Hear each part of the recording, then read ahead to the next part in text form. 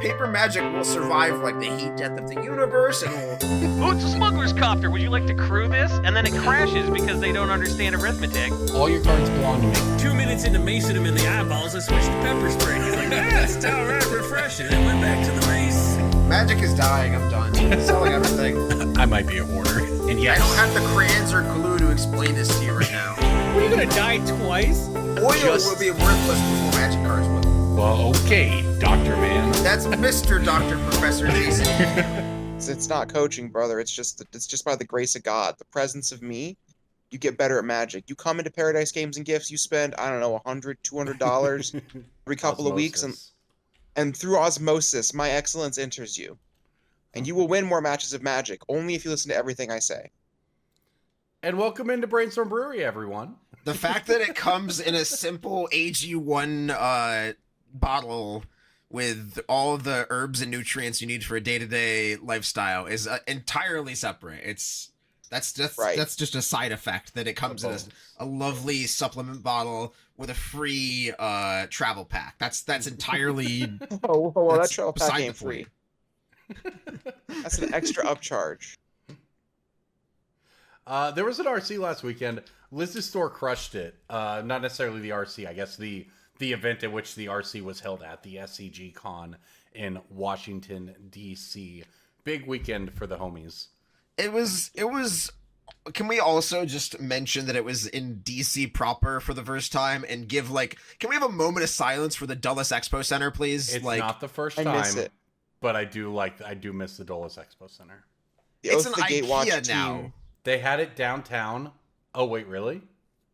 Yeah, so the Dulles Expo Center is an IKEA now, and the last time there was a Magic That's event crazy. in DC proper was the team sealed Oath of the Gatewatch GP. I remember that one vividly because they announced Eternal Masters that weekend and Dual Lance popped for the first time, proper. Yeah, I remember covering that one and doing the museum tours while I was there, taking a day to go to the Smithsonian. So, and I remember that one being in DC proper. I just left the National Gallery an hour and a half ago. I looked at some of the greatest pieces of fine art the world has to offer, and now I'm doing a podcast. Both things equally good for the soul. And for the world, to be honest. True. Engage with art and also listen to me talk. No, I just mean the art. This podcast has at least as much value as any of that art you saw that we've put out into the world. How many of those monuments have a staff that keeps a spreadsheet of picks of the week going back years? I think just the Caplian Wolf, honestly. That's also a Magic card, though. They stole that from Magic. Is that a It's Magic card? That's the Assassin's based. Creed thing.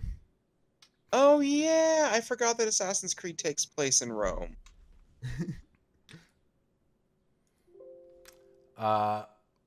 It takes place everywhere now. Although we did remember we had this big conversation about whether that was Rome or whether that was Earth 682 Rome.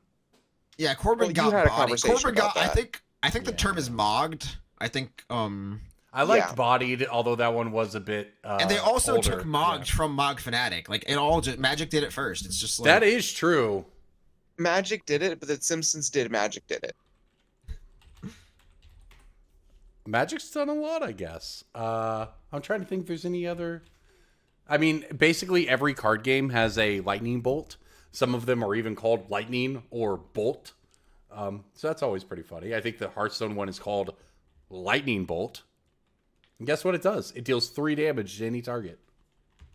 What does Pyroblast do in Hearthstone, Corbin? Oh, is that one? Oh, that's a Hearthstone card. It was a base set Hearthstone card, I believe. It's a mage spell. It's a 10 mana, 10 damage, any target. Yeah, the big finisher. Urza's Reach. I played during those ice block. I played the Hearthstone beta competitively when that was going to be the future of gaming, et cetera, et cetera. I played some ice block mage back in the day. Dude, early Hearthstone is maybe the greatest we'll have ever had it as a society. Yeah. Aggro Hunter when Unleash the Hounds was 3 mana, Buzzards was 2, and the Hounds had Charge or Rush, or whichever one's stronger. I got gold I got the golden hunter icon playing hunter. I played beast hunter, which was a slightly different deck from that, but it was a lot of the same cards, right? Like One of the coolest decks all time, any card game. Hunter. Yeah. Well, I have to say, it's sort of like not realizing you lived through the golden age of streaming until it's passed. But the golden age of streaming is definitely past, and the golden age of, I don't know. It's all about golden showers now. Excitement around esports is definitely past. It's always been about golden showers, DJ. It's this tale as old as showers. A tale as old as showers? We aim on this show to construct words and phrases in orders that they have never been placed before. We endeavor to do that. That is how that's why everyone steals from us, right? That's why all these games copy us. Like, just savants. Unfortunately, Magic is the greatest game of all time. In spite of so many decisions and so many choices. Well, it's like the mana system, right? Everyone, like, it's like every new card game comes out there like, we fixed the mana system. You'll never lose to bad luck. And that just makes people realize that they're bad at the game instead. It's just secretly Magic's biggest strength that's been quietly chugging along for 30 plus years. I actually think that every good card game that embraced mana variants in a different way are the ones that were successful in the biggest ways to me. There has to be variants. There just has to be. Part of why I think Riftbound is the sauce as a game is because they decided instead of putting the variants into deck building opportunity costs, they put it onto the actual costs of the cards. Therefore, you get to choose where the variance affects you. Yeah, Hearthstone, of course, is famous for going in the complete other, like, I don't know, other direction here, but everything was max randomness. It was like basically Hearthstone became the Mario parties on the Wii. Isn't Pokemon kind of the original flag bearer of that, with the flinch chances and paralysis? And it's actually it's funny where I think competitive VGC Pokemon right now is one of the lowest variance competitive games that exists. Like, it is, I think Flesh and Blood might be the lowest variance game, derogatory. Yep. Like, it's actually crazy how little variance plays into VGC once you're past a certain level, because every game that I lose to hacks or whatever, I'm just like, yeah, but if I had made a different decision 4 turns ago, I wouldn't have been in that position. And every time I watch high level players play, it's like, yeah, there's the occasional crit that decides a game, or like, you know, someone does get paralyzed or whatever, but like, for the most part, it's just people outmaneuvering each other, and I think that's part of what's so crazy about it is they managed to make the variance feel exciting. Sounds interesting. More interesting than I ever gave it credit for. VGC is one of the best spectator sports. I'm sorry, it's a great game. They have one of the best stars any game has ever had too. Like, it's hard to not root for Wolfie, but it's also hard not to root against him. That's true. We just on the note of Pokemon here, we have to touch on this because it affects the entire industry, even though we are in fact going to be applying this to Magic. But Pokemon Company just banned slabs and expensive cards at their play events. I believe the threshold was $1,000. Correct, is my understanding as well. Specifically, this is at the play events, and so several people have asked me what to make of it, because at the same time the news broke that PSA was pausing submissions because of how much backlog they have, which is 10 million cards, which is just insanity to think about. Another stat I recently found is that half of all the Pokemon cards in history have been printed in the past 4 years. It's just a lot. That shouldn't be surprising based on what we know about Magic, though. Like, they've scaled somewhat similarly, and not at the same volume, but like. I mean, it is just, but just think about that. Like, it's insane almost to think that Pokemon, the largest cultural juggernaut in our lifetimes, matched 25 years in 4 years. Like, I mean, that's still just mathematically and just crazy. So, and I'm not doing this to go, there's a bubble on Pokemon cards or Magic cards or any of this. It's to DJ's point. We're seeing the same thing in Magic. Just so much growth as the people who grew up on this stuff hit the, and I think we're really seeing it over the last 10 years with Pokemon, right? Is they hit the income levels to make it an adult thing. Everything is catered to our cultural sort of popularity these days. The economy is also all about this now. Like your 401k now is actually just used to pump and dump the stock the Saw that. SpaceX IPO. So now the only place to actually put your money that isn't meddled in by most ghoulish pedophiles on the planet is trading cards. Sorry, is that too real for the podcast? The only place to put your money that's not meddled in by Elon Musk is Pokemon cards. God, he's gonna get into it too. Like, it's only a matter of time I would kill Before- Pokemon. People would become uncool. before. Hi guys, I'm Elon Musk, and this is actually my favorite Pokemon card. It's his name is Dragonite. He's Yeah, that is flying in exactly normal what it type, would and go. yeah, you guys. Anyways, I don't miss my ex-wife at all. Remember when Elon Wouldn't his favorite Pokemon be Latios because it can only be male? No, that's a good one. Ooh, what if it's Sableye because it reminds him of the apartheid emerald mines that his family made their money on. I had a real thing to say and I don't remember what it was gonna be now. You got sassy cast today, game. Like If Fucking for people who don't know, Elon used to claim he was like a top 1% of 1% Path of Exile gamer, and then he did a live stream of it, and it became enormously clear to anyone who had played the game that he had no clue what he was doing for that to be at that level, and he had just obviously paid somebody to farm an account for him, which he then played horribly, and he eventually got called out. He got called out for it on the stream, and eventually ended the stream as a result. So there's good precedence for that. If which you is want say to that feel could good happen. about the world, go watch the stream where like you can read his in-game chat box where people are telling him to cast self-destruct and do To 200 damage to all unalive. surrounding. Yeah. To click the Unalive explosion yourself. button on his Graveler like that.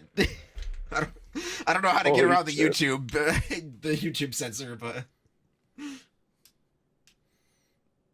Well, anyway, all of this is to say that yes, people are dumping more money into collectibles, and people ask me what to make of it, and I said, well, speaking of keeping it too real, my response was almost verbatim. Sports gambling and I said crypto bro, sports gambling adjacent activities are destroying a generation, and Pokemon is not immune to that.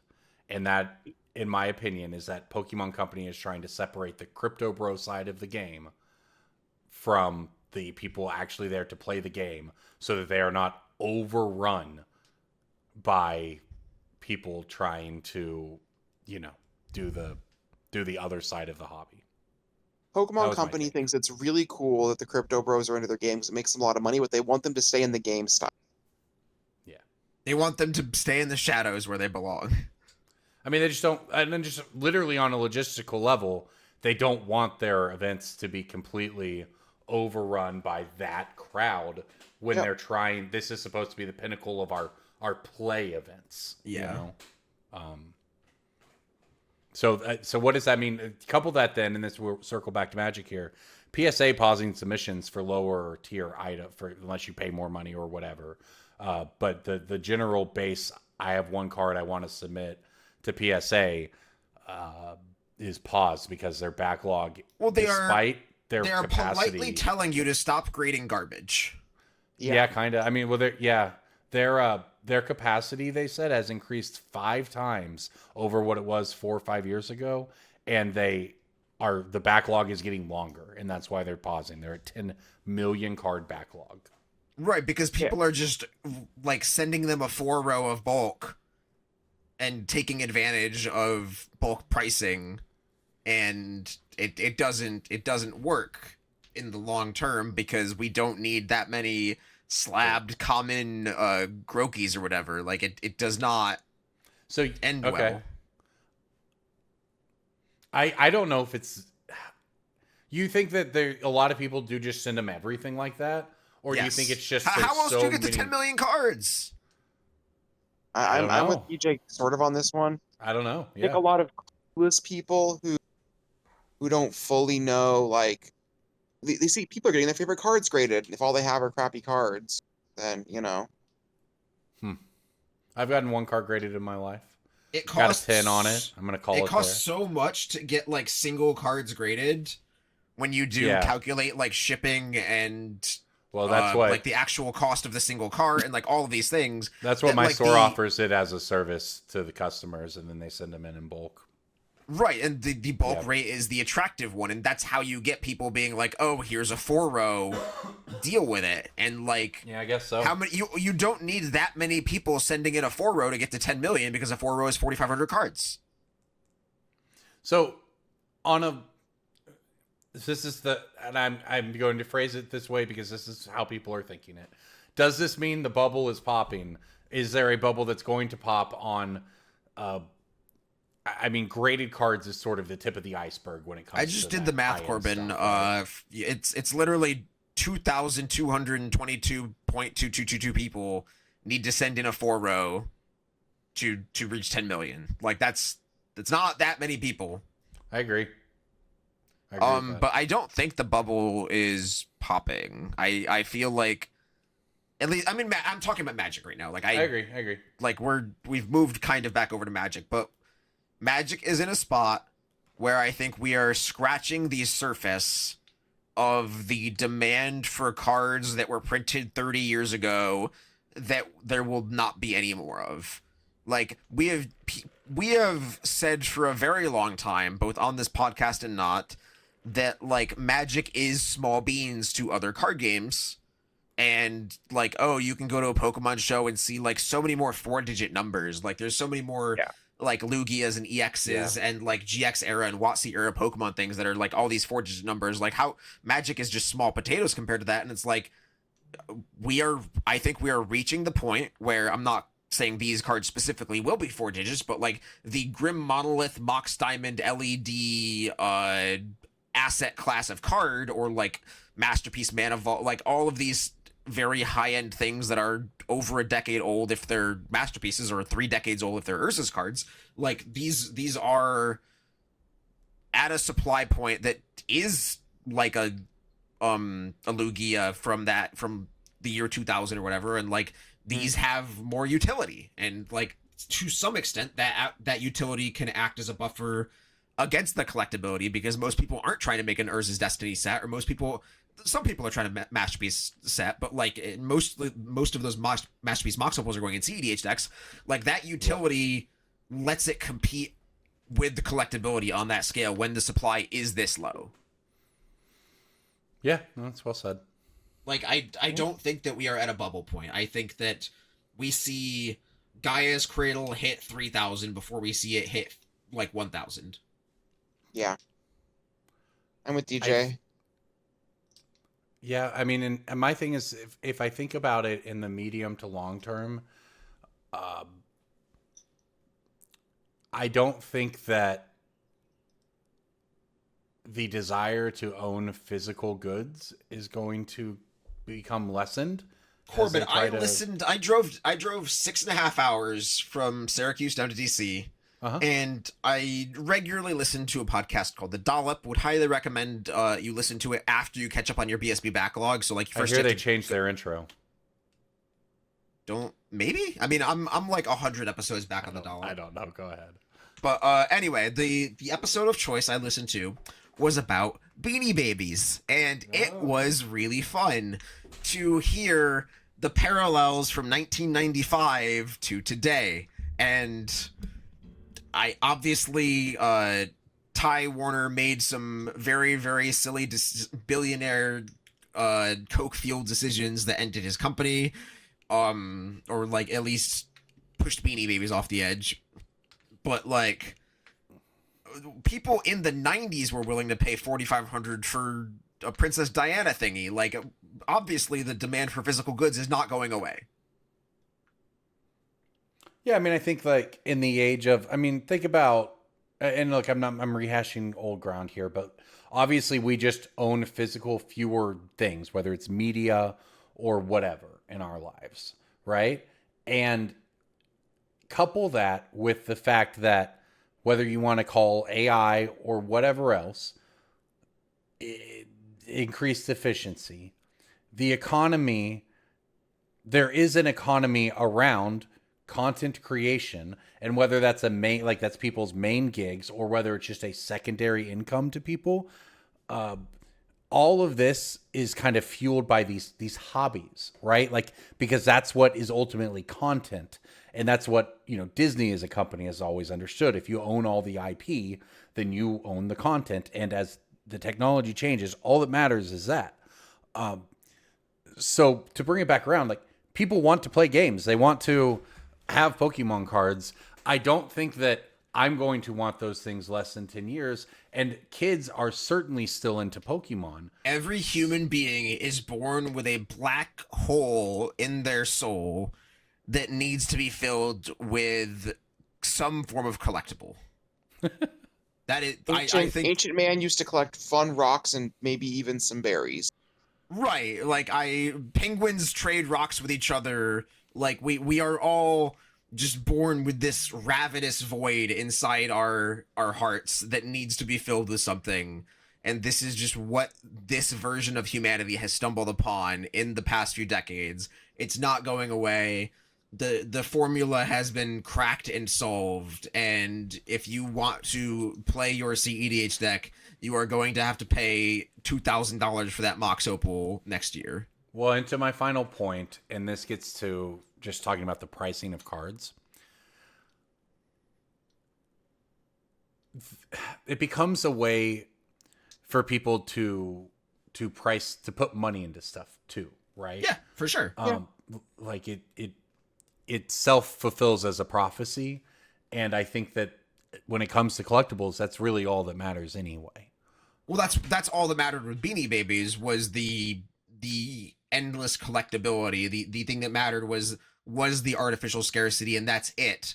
And the promise of the reserved list for Beanie Babies, and the ever growing, like, oh, next year there'll be a few more that I get to hunt down. Next year there'll be a few more that I get to hunt down. And the collapse was the combination of overprinting too many, of like, oh, we need 25 this year, go have fun, and people were like, that's too many Beanie Babies. And also just like the schizo erratic behavior of a CEO, which I think, well, and there was no utility to Beanie Babies, right? The utility was like getting to mog your fellow housewives when you had them over for cocaine and tea. Like, that was the draw of like doing whatever the 90s version of a dab was, when you got to pour the tea and force everyone to sit in your little room of $60,000 stuffies. Sorry, DJ, I blacked out when you said doing lines of coke with housewives. I'm sorry. Can you repeat that last part for me? That was there Any is nothing housewives past out there doing. want to mog me? Anyway, I just think this whole discussion is very fascinating, because our little industry that we started this little podcast 13, 14 years ago about has become just this juggernaut in the economy. And I don't see any of this sort of like,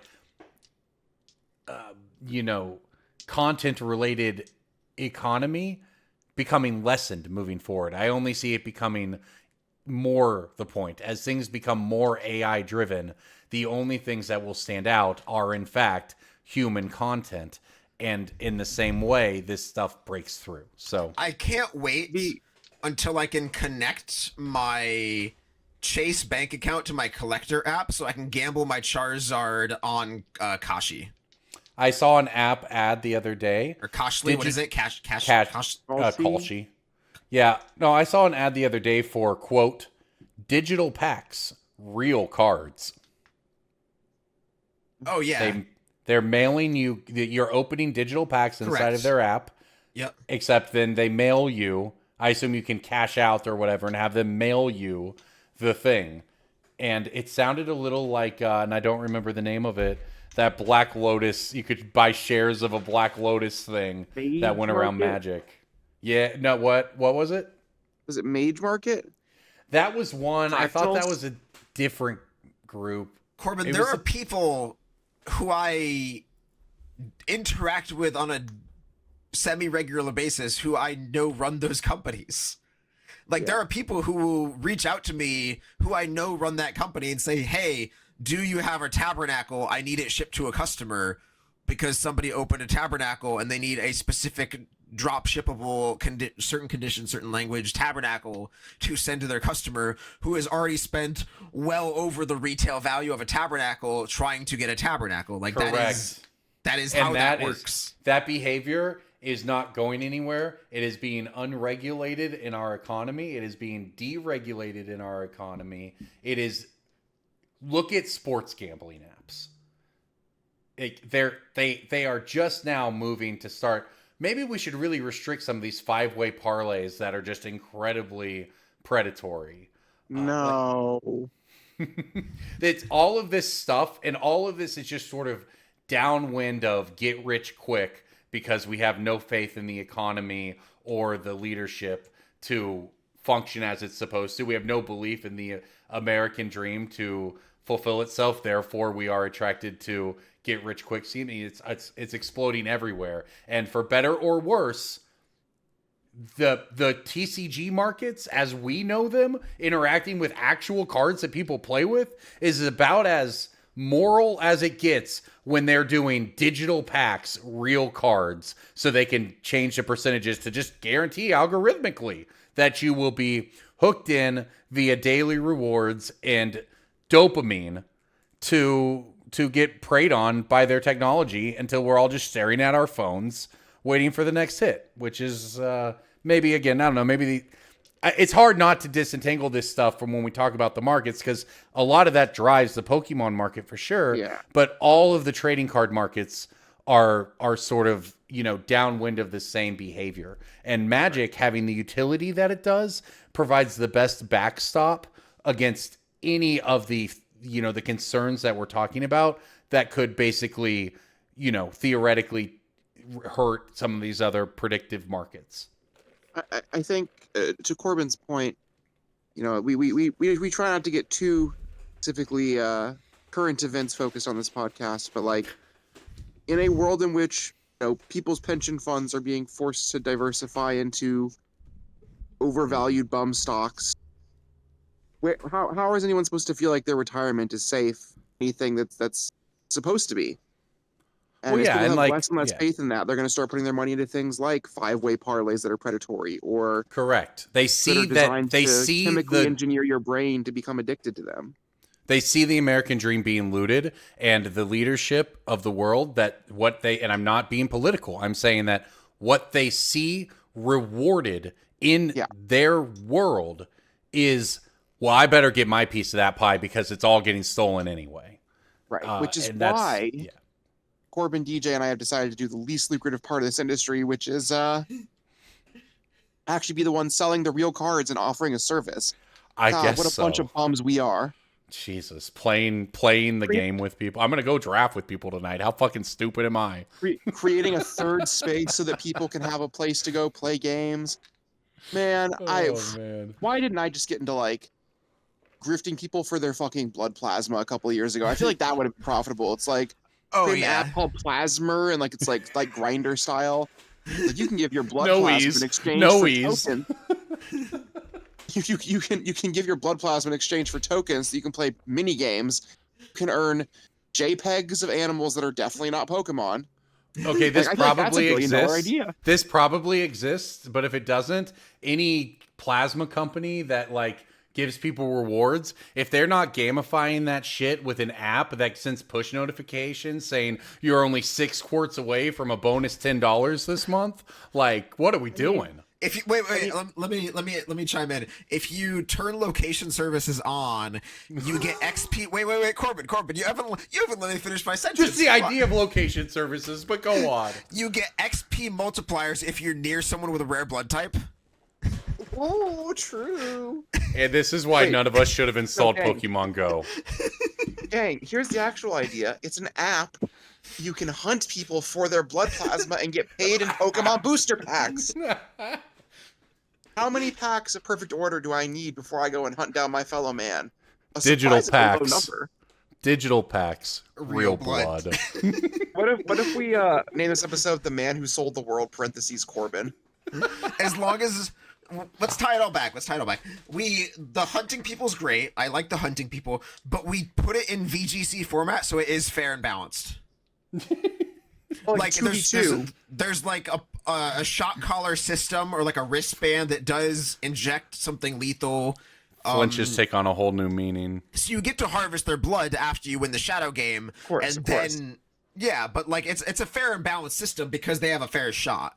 And you make it bracketed like the Pokemon VGC format, so you have like juniors, masters, champions. Oh, I thought you were going to say like the commander brackets.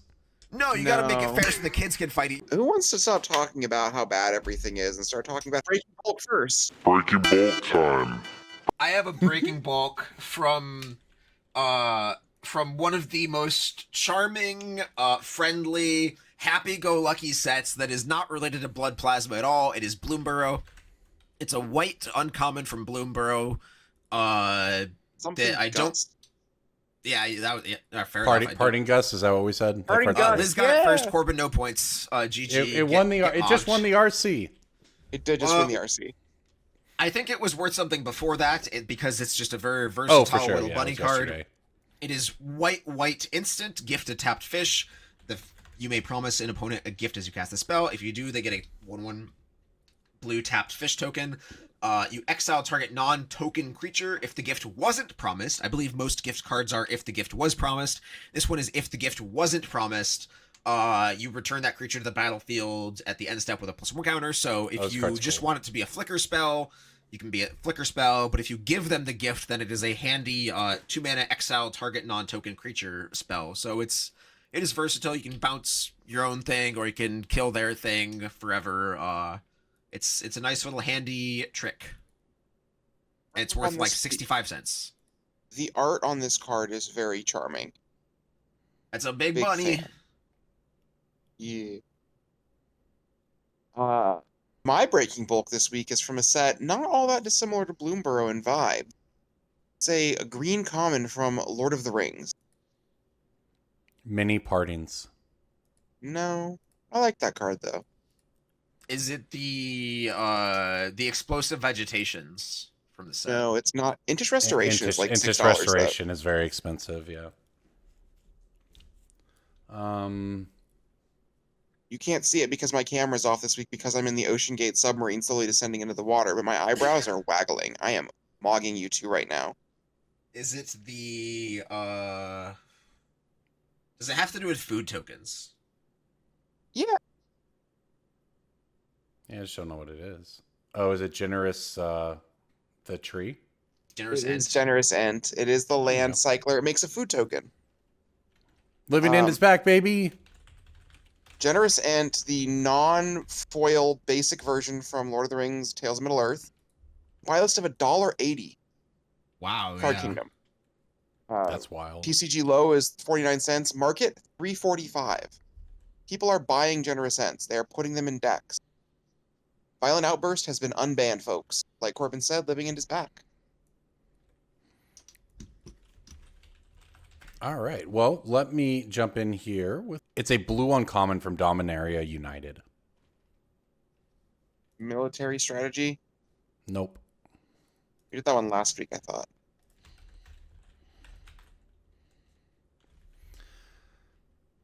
Is it Is the this- Is this the God Knights damn card? it. I checked the spreadsheet that everyone can do if they go to patreon.com. is it the card I BSP. picked a week It's or the two Curiosity. ago? Yeah. It was more than a month ago. I think that was 2 weeks ago. It's like the one It blue was- mana aura that it was gives 3 word weeks- of legendary. It was combat research. It was 3 weeks ago. It's a 38 Corbin's cents buy list of banned. Card He's got to Kingdom. fight for blood plasma. Yep. I found it myself, and then I thought I'll check the spreadsheet, see if anyone ever picked this in the past. They did. DJ did. You were here. Yep. Get That was picked so long on. ago, dude. That was so long ago. Do you know what happened on May 11th? Do you remember what happened on May 11th, DJ? Me neither. And that was when this happened. And that was so many days ago. So who fucking knows? What day of the week was May 11th? Well, DJ, our spreadsheet says May 11th, but that doesn't mean anything either. Like, it's not like that's accurate. The 11th was a Monday, but who knows? We might have recorded on the 13th that week. Who knows? The only thing that matters is that you lost. Pick Yeah, I another did lose card, that you night. goober. Oh, pick another card. I was just going to take the L. Okay, in Our that case, listeners deserve a unique card. I got a colorless card from Dominaria. He's got backups. A Oh, colorless let's card hard from from you. Yeah. It's the mana rock that taps the legendary creature to make mana. The one that was used with Relic of Slogger. Legends. It is not Relic of Legends, but yes, that card is a pick. In fact, that's the most expensive uncommon in the set at $350, but that's not it. There I thought it has got to be reprinted like a some bunch, but equipment. Perhaps. I'm thinking like, is it the? He said colorless card. Is it just like the stained glass lands? Are you just copping out? Yeah, you're on the right track. It's not that, but Ooh. you're on the right track. Is it one of the land type lands? One of like the fetchable land type coming to play No. top lands? It's it doesn't have a set number. Does that help? Is it a token? I Is guess it 0/0 does. construct token, you fuck? Is No. it a Power Stone shard token? Yep, Something? they're $3. Power Stone tokens are $3 for those who don't know, and I did not know that before looking this up. Were there Power Stones in Dominaria United? I thought those were Brothers War. There's got to be like one or I think Karn makes one, doesn't he? You're right. DMU Karn You're makes so a Power right. Stone. Mm-hmm. Yep, they're two different arts, two different sets. Corbin Hostler, you cheeky boy. Then my backup was better than my first one. I liked the first one because it had such a good buy list, which, of course, everyone who goes to patreon.com/PSB knows. And that's hopefully a lot of you. Now, let's move on. Let's talk a little more Magic here. Let's go to Las Vegas. Go back in the past here a little bit to MagicCon Las Vegas. We were all there last month. DJ and Liz working with TOA. Well, Michael Caffrey released on Twitter some numbers from TOA from MagicCon Las Vegas. 25,000 people there, the largest Magic event in history. Here we go. By the numbers. 1,500 secret layers acquired. Most popular of those being Final Fantasy. 60,000 cards bought on buy list. 30,000 on bulk. 250 pounds, weighing as much as an adult mare, Asiatic black bear, or one Corbin Hostler. Card owned the longest that sold. This is interesting. An Alpha Northern Paladin that TOA had since March 15th, 2024. So just something to get from that is that that's a pretty rare niche item. But even that took a couple years to sell, but it did sell. 150, this is the stats I think are cool. 150 Mana Box Moxfield lists processed. 400 total convention hours saved by using those aggregators to just give a list to the booth to save the time of going through, do you want this number on this card? Yes, no, yes, no. And when you do, I think that framing it in terms of how many hours people got back in the con, and when you consider, like DJ talking about people playing a Commander game in line to sell cards, I mean, think about that. If you didn't have to stand in line, you could have played that game with your friends back where you were. So I think that's pretty cool. So But think of the story equity of playing a game in line. I mean, sure, I guess. You all were at Ground Zero. How did those numbers hit you? What are your thoughts on just sort of what that represents? So I can't speak for DJ on this, but all those numbers feel way too low given that I was in the trenches But when you're in the trenches, it's hard to count the shells flying overhead, you know? I was the one who provided the number of 150 mana Moxfield lists processed because I had 150 emails from customers that I was going through and cleaning out the week after of like, and I just was like, how many actual lists did I process this weekend? Because I was the dedicated point person for that. So that number did come from me. So that one is accurate. Yeah. It's like I said, I think the hours saved is really cool. I think that is an actual customer experience improving innovation that I don't know how common it is across all the booths. I don't know what selling cards to booths will look like in 10 years. In 10 years, maybe we'll all think it was insane that we went card by card. We're gonna stare at each other's eyes, and our Google Glass AI will do all of the work. That's true. You're right. The agents are going to talk to each other, negotiate on the price with each other, and it's all going to happen. What's this guy's collection worth? While we play Commander. Computer, tell me this guy's mana box. Christ, that is what 226 total dual lands sold. I don't know I assume this is just revised. Yeah. Because normally we keep the FBBs and the alpha and beta duels in a separate spot, but like 226 dual lands sold, 41 volcanics, 32 buyers, 55 burgers, 55 french fries, 55 shakes, 55. But the number one is Volcanic Island, and at the bottom is Plateau at 13. Volcanic Island and just blue duels are at the top entirely, with the exception of Bayou grabbing silver medal there. But like, there's so many this is the location where people go to buy duels, just because, like, not like TOA specifically, but just Magic cons as a whole, because like players have this expectation of, I don't want to buy this in TCG Player, it might be fake, it might like come in a worse condition than what I want. There's so many unknowns buying through the mail that you really do want to deal with that kind of card in person, I think, more often than not. Well, here's a note for you all then.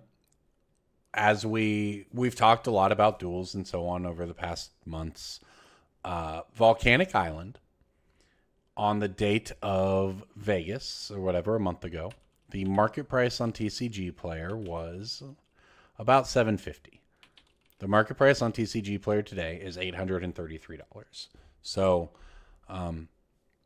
you know, I don't know that was the most popular. You know, I don't know if that necessarily will extend or if it'll keep going, but, you know, I know we talked about wanting to follow back up on it after the show, and Underground Sea mostly flat, but not trending down either. So, a lot of data to take in, I guess. A lot of duels moved. The TCG Player market price is obviously not the entire market, but it is what people look at when they do their mana box. So always worth keeping an eye on there.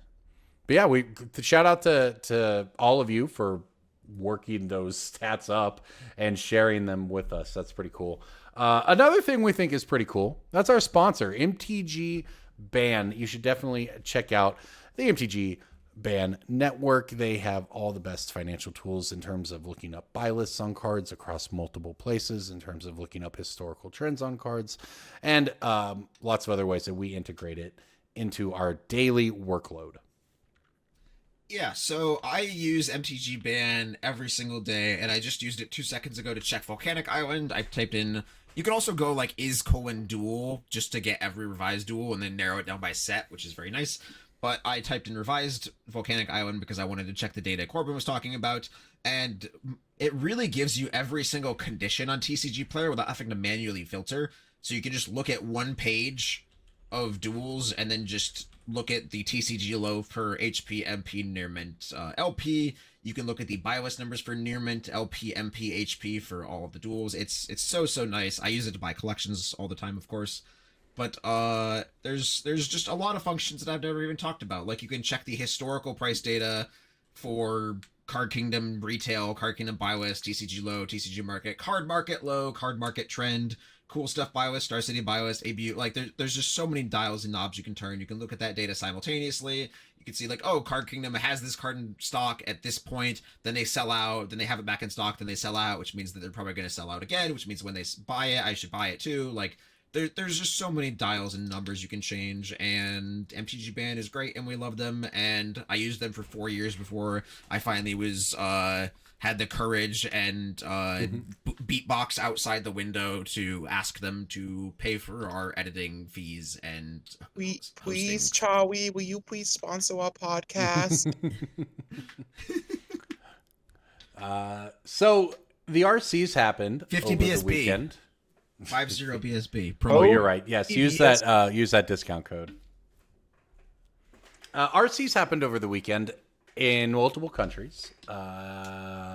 In Europe, there was a 100-minute plus game 1 between 2 4-color control decks in the finals. Hell yeah.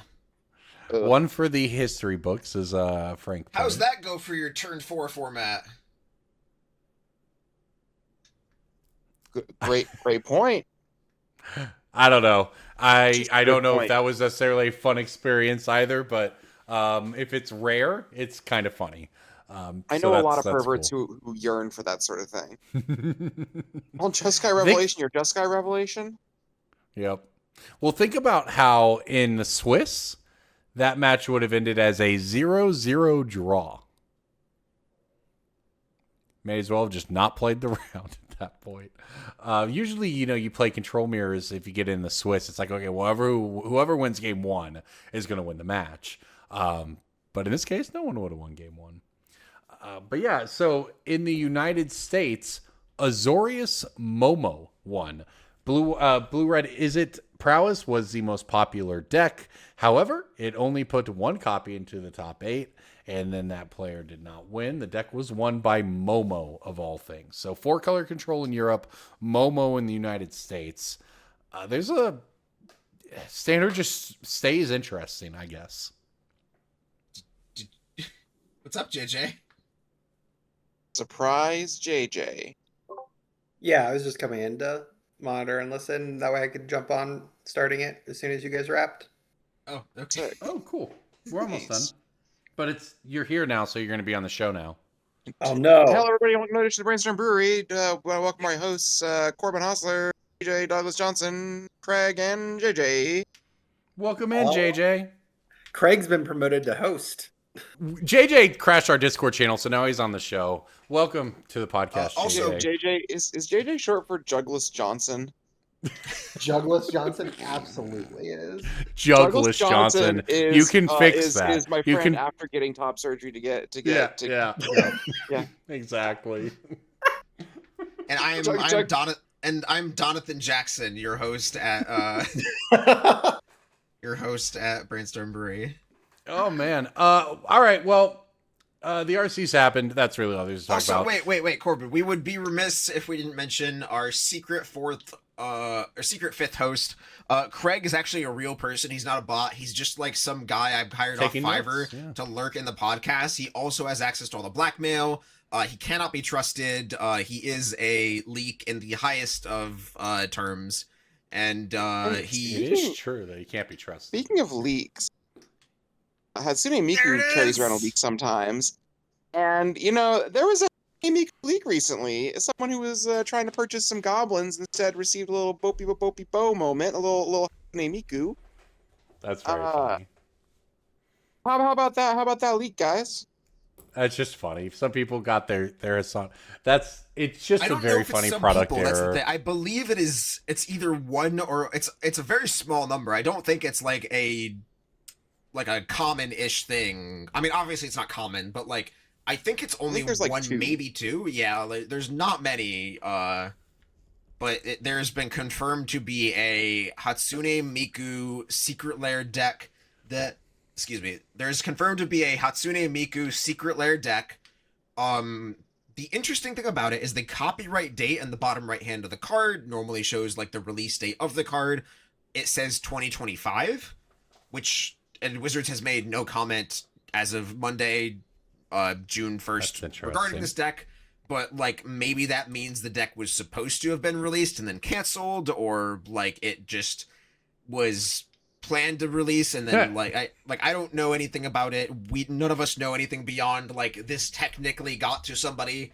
I believe the eBay listing is several $1,000s for some reason. Somebody is willing to pay that, but like, Seems it did low. cause some other Miku cards to spike. I don't know anything. That's I don't all know you what to got, take bud? from that. That's- Just a product error. I don't know. It's weird, right?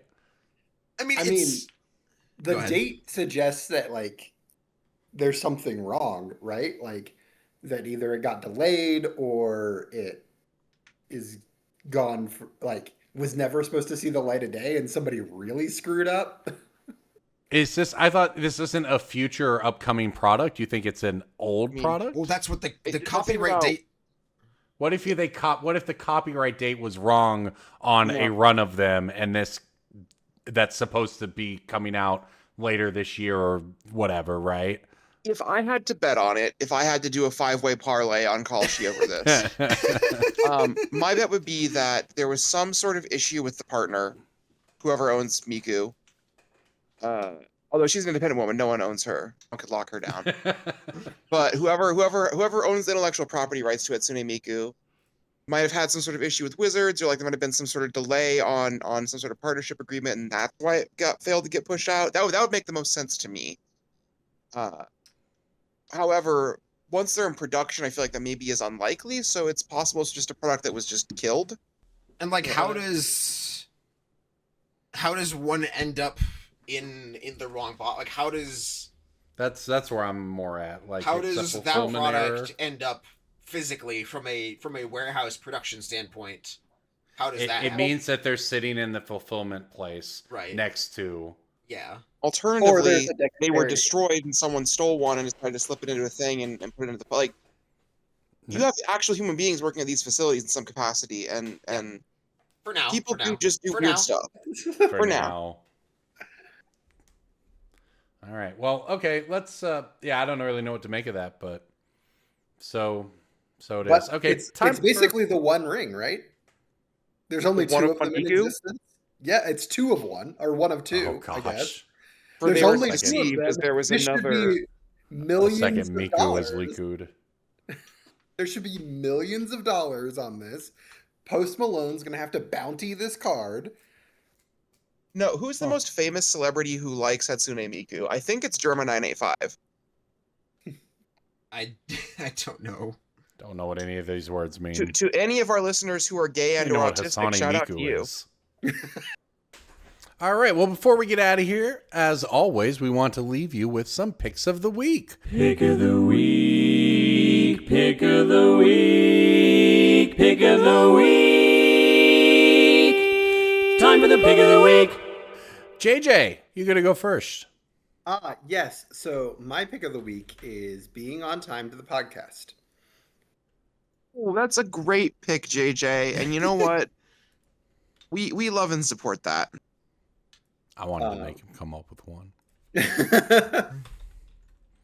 Nice try, Corbin. You're never getting that Nuka-Cola vending machine that my kid I spilled a know. little bit of Red Bull on. Did he really? Well, that just like tracks 100% with every card. Sitting on my desk. I got a pick of the week, gang. My pick is Atraxa Grand Unify. Card that's had a little bit of an uptick after a pretty big dip after its first reprint. We're in modern season. Atraxa pitches to 3 of the 4 elementals in its colors in the format because the 4th one is banned. Yeah. It's good. It's good to Goryo's Vengeance. It's good to Ephemerate. It's good to. I think those are the things you do with it in modern mostly, but it's good to do those things with it. And no, $13 feels like too cheap for the best eat a fatty creature of all time. I'm a fan. I mean, I can't see them printing a better reanimate target. Well, hey now. I think they will Give it a couple eventually, years. but yeah.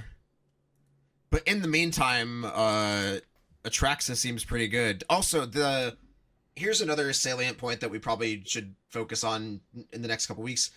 TCG players changing their fee structure, which means that the $20 dead zone theoretically will no longer apply if my math has been mathed correctly, which means that it is theoretically easier for a card to break past the $20 threshold, because it used to be very hard for something to go from $20 to $24. It had to go from 20 to like 35 for it to be a real spike. Yeah. And so Atraxa is currently teetering on that like 13 to 15 range. And when that when that fee structure change happens, which I believe is the 18th of June, 2026, that allows cards to fluctuate more naturally between the $20 and $30 thresholds. Yeah, I was totally thinking exactly that when I thought of Atraxa. Actually, I had all of that locked and loaded. Shout out to DJ for the assist on that one for really, for being a homie on that. DJ, what are you looking at this week? Have you crunched the numbers on that to see if there are going to be any new dead zones, or is it just going to not be? Somebody else crunched the numbers for me, and it looks like the only dead zone that exists is between 249 and 3 instead of between like 3 and 5-ish. Okay. Banger. So I believe the only dead zone is between 249 and 3, and it's not that you actively lose more money, it's just you don't make more money. I believe. I am declining to do the research and then have you do more work editing. I'm just like assuming and like making a judgment call, but I believe the case is 249 to 3, you make the same amount of money, so you should just not list in those categories. If you want volume, you go 249. If you want more money, you go like above 3, and then there's, I believe, no dead zone above that. Whereas currently, it's don't list anything from 3 to 5, and don't list anything from 20 to like 24. My pick of the week is smaller. It's a penny stock. It is a baby card that you should, if you choose to go in on it, you should buy like several hundred copies, because I don't think you can lose. And that card is Oliphant, the red version of Troll of Khazam Doom and Generous Ent, and that whole cycle. The white one's a bird, I think. And the Eagles red of the North. Sure. Yep. The Also red modern one playable. is a 6-mana 6/4 with trample. Whenever it attacks, another target creature you control gets +2/+0 and gains trample till end of turn, and then it has the mountain cycling for 1. Like Liz and Corbin said, these have historically been playable. The white and black one have seen eternal play. I don't know why the red one doesn't see play. I'm sure either of you can enlighten me on that. It used to see play. Well, let me rephrase.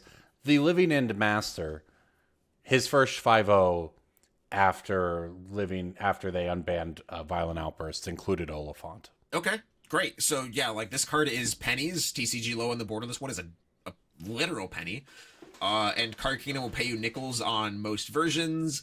I love just grabbing a big pile of these and waiting. Like, I see very, very little downside. The other versions have shown that they can be worth a sizable amount of money for their rarity and availability stature. Like, I feel like this is the kind of card you, like, feel very, very happy owning in a year. And you're like, oh, I just 100x'd on my Oliphants. Great. Like that. If there's a pro tour or a big event where Living In does well, yep, and it's playing this card again, you're right. You're easily make money on your nickel buys. Yeah.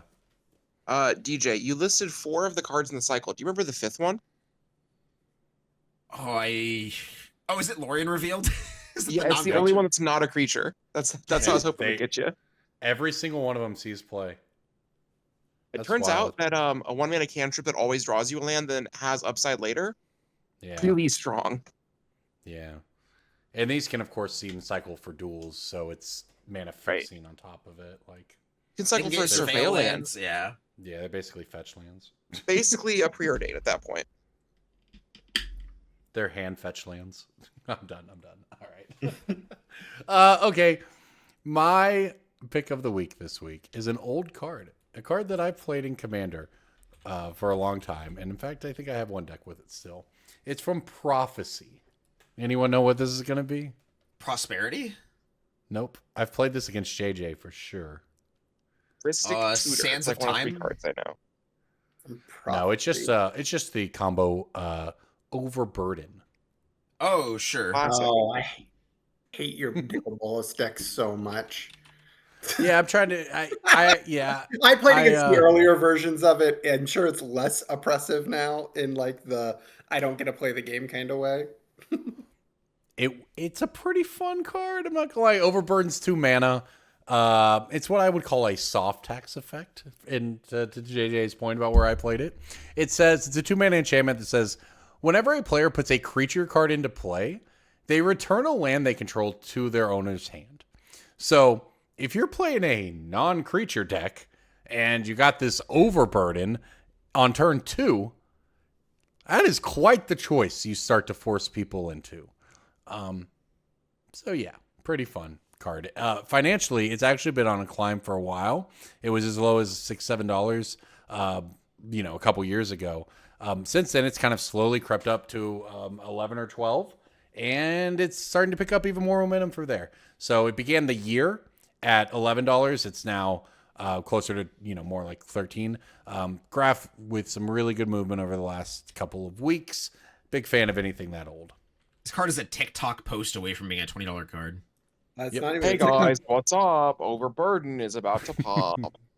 It's an extremely expensive foil for the record. He's What's a up, PC YouTube? player, Anybody else correct? feeling overburdened with their finances? Well, welcome to my app Plasma, where you can sell your plasma for Digital packs. Oh, JJ, you're going to enjoy listening to this one. And we hope all of you enjoyed listening to this show. We especially appreciate those of you who are listening early because you went to patreon.com/BSB, gave us as little as $1 or $2 a month, and hung out in Discord with us and got to listen to the show early. So shout out to all of our patrons who, of course, make this possible. You guys are the reason JJ can come in here and troll us. So appreciate that. Appreciate the cameo, by the way, JJ. Shout out to anytime when I'm on vacation. Well, I think that about wraps it up for this week. I am headed off to the Pokemon Fossil Museum this week. I'm very excited. I will report back next week with if there's any insights into it. Maybe Magic could have a Tarmogoyf fossil exhibit. The Magic Fossil Museum is just the Hall of Fame. Oh no! Oh, see, I thought it was pre-modern. Oh no! The Mike Flores Honorary Hall of Fame Museum. This is worse, JJ, because it just calls out individuals, and it's so true. It's so true. Those individual humans. Oh man! Did you know that Mike Long was in DC trying to play in the RC? Jesus Christ! Mike Long is from the area. He developed the deck Prosbloom, the one that he cheated with, at the game store that's now no longer in Centerville. It was called Game Parlor. He developed it at that store. Now you can buy his Patreon course on how to pick up chicks and do startups or something. And if that isn't the true Magic grifter experience, I don't know what is. It all comes full circle, really. It really did, this show. So thank you for listening, everybody. It's Brainstorm Brewery. We'll see you next time. Bye.